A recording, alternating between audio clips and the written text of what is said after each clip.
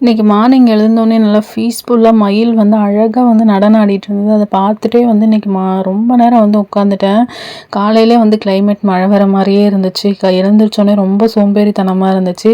அதுக்கப்புறம் டக்குன்னு வந்து விறகடுப்பு வந்து பத்த வச்சுட்டு சீக்கிரம் வந்து சமையல் ரெடி பண்ணிடலான்னு சொல்லிட்டு சமையல் வந்து சமைக்க ஸ்டார்ட் பண்ணிட்டேன். ஒரு சைடு வந்து சாதத்துக்கும், ஒரு சைடு வந்து சாம்பாருக்கும் வந்து வச்சுட்டேன். சிம்பிளா வந்து இன்னைக்கு சாம்பார், சாப்பாடு, ரசம், பொரியல் பண்ணிடலான்னு சொல்லிட்டு ரெடி பண்ண ஆரம்பிச்சிட்டேன். விறகடுப்புல வந்து சீக்கிரமா சமைச்சிடலாம் அண்ட் குயிக்கா வந்து நமக்கு வேலையுமே ஆகும்.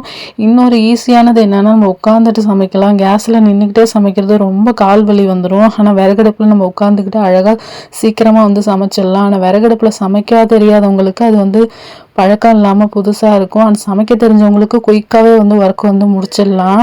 அண்ட் பாத்திரம் கழுவுறது தான் கொஞ்சம் பெரிய வேலையாக இருக்கும். அதுவும் பழகிட்டிங்கன்னா ரொம்ப ஈஸியாகவே இருக்கும். மார்னிங் மழை பெஞ்சதுக்கும் அதுக்கும் நல்லா சூப்பராக கொய்யாப்பழம் பார்க்கவே அழகாக இருந்தது.